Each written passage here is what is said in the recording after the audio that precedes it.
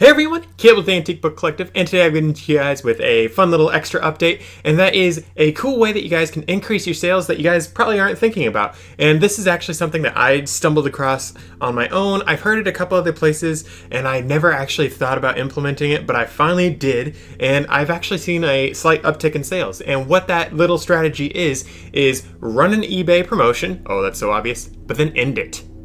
Whoa, what? End a promotion? I thought you're supposed to get the promotion going to get everyone going to it. Yes, but also no. So when you're running your sale, yes, you will see an uptick in sales. Your sales aren't going to get you as much money, but because you're getting more sales, your profits probably aren't going to change that much. It's a whole lot of complicated stuff. But then when your sale ends and your price goes back to its normal price. So for me, I just ended a 40% off sale. And before that, I was running 30%. Before that, I was running 20%. So I mean, I was just going up and up and up. And I was doing that for a moving sale because I am prepping to move somewhere else. I want to get rid of as much of my inventory as possible because I'm selling books and books are heavy. If any of you guys are booksellers, you guys know this. Like, there are so many other things you could sell on eBay that weigh like nothing. And then books are like the heaviest thing in the world. I actually do deliveries sometimes to like the post office or Office Depot. Office Depot does USPS pickup sometimes. So I go to these places and sometimes the people working are like, what are you shipping? Bricks? So that's how heavy books are. So that's one of the reasons why I want to get rid of them. But with that said, I was running my sales and I was making them a higher and higher percentage. So my customers were sort of getting used to, oh, well, if I just wait a little bit longer, I'm going to get a better deal. If I wait a little bit longer, I'm going to get even better deal. That sort of stuff. And that's something you sort of condition your people to if you continue ramping up your sales or if you just always have a 20% off sale. On top of that, it's a little bit scammy to just have a consistently running sale. They actually went after the guy who does MyPillow, the Better Business Bureau did, because he always has a sale going. And they're like, oh, that's not good business, da-da-da-da-da, because, oh, you have to buy it through the sale or else you're not getting a good deal. I mean, it's a little bit of smoke and mirrors, and it's up to you guys really to say if you like it or not. I mean, I think it's perfectly fine to run a sale all the time, but at the same time, if you're always running the sale price is sort of weird. I don't know.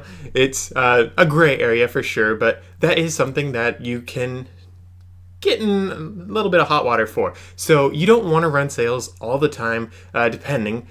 For me, I actually do have a certain kind of sale that I always run because of the way that eBay calls it. So the sale that I always run is a promotion for volume discounts. So it's not really an actual promotion in my opinion, but it's the one that if a buyer buys one thing, it's the full cost. And then if they buy two, it's a little bit less, and 3, 4, so on, they get a little bit more off. And that's just a normal sort of sale that I like doing, and it's something that I always have going because that's just sort of how I like to do my business. And I'm sure you guys can also have your 10% off sale going all the time too and have that be part of your business. But for me, I like to have it so there actually is fair value that I'm starting with, and then I'll do a % off of that. That's just how I like to do it. But with all that said, something that I have found and that I've seen several other places is when you end your sale, your 40% off sale, say if it's like mine, then I have actually seen an uptick of sales right after that, because I've had people reaching out and they're like, oh, well, your price went up a whole lot. I don't like that. Is there any way that I can get it for the sale price? Is there any way that da-da-da? If it goes back to this price, let me know. I've actually had a lot of people reach out to me and do that. And when they do that, I'm like, first off, when someone messages you, you guys got them on a line. Like a little fishing, you know? You've got them. You're basically like fish on, like the guy for River Monsters, you know? And all you got to do is reel them in a little bit further. So for me, I try to always respond with an offer when I'm doing that. So for me, this last guy that I just responded to with an offer, so I had a set of books. I believe it was $150 is the full list price.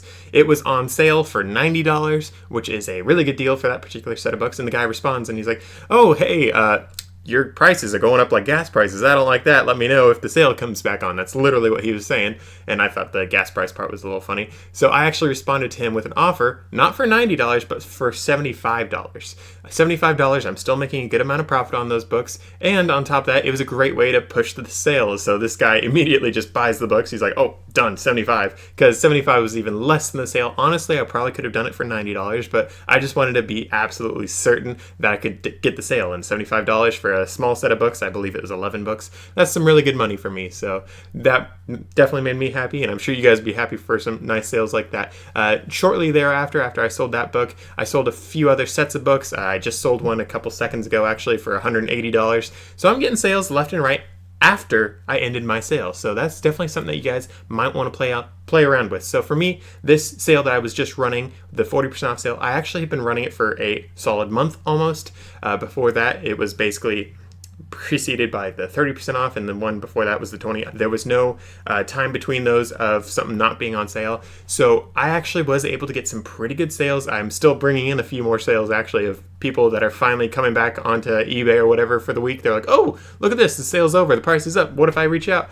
And for me, I also, in my listings, I say feel free to reach out to the seller, because I want to make sure that these people know that they can reach out to me. And when they reach out to me, I sometimes reward them with those cool extra sale prices of, hey, I'll sell it to you for 75, that sort of stuff. So that's something that is definitely worth playing around with, guys. I don't care what you sell on eBay. I don't even care if you don't even sell it on eBay. If anything allows you to run a sale, it's really, really beneficial and really helpful to actually have your sales end from time to time.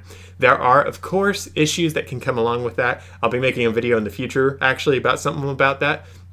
But for now, honestly, guys, it's worth testing out. When you guys are in business, you're entrepreneurs, and the thing about being an entrepreneur is you always have to be testing stuff out. If you're not testing stuff out, you're not growing. And if you're not growing, you're dying. So be sure to always be testing stuff out, guys. I know if you find your secret sauce and you really make a lot of money, it's really great. But there's still potentially more that you can do. Like, I'm not saying to put away your amazing sales item and throw that away. I'm not saying that whatsoever. I'm saying to just continue branching out, testing new things. Like, maybe you need to find a new place to buy things. Maybe you need to find a new way to package your items, new way to do all these different things. There's always something that you can tweak in your business and potentially make it a little bit better. So with all that said and done, guys, thanks for watching. Be sure to subscribe. Be sure to check out one of my other videos, and I'll see you in the next one.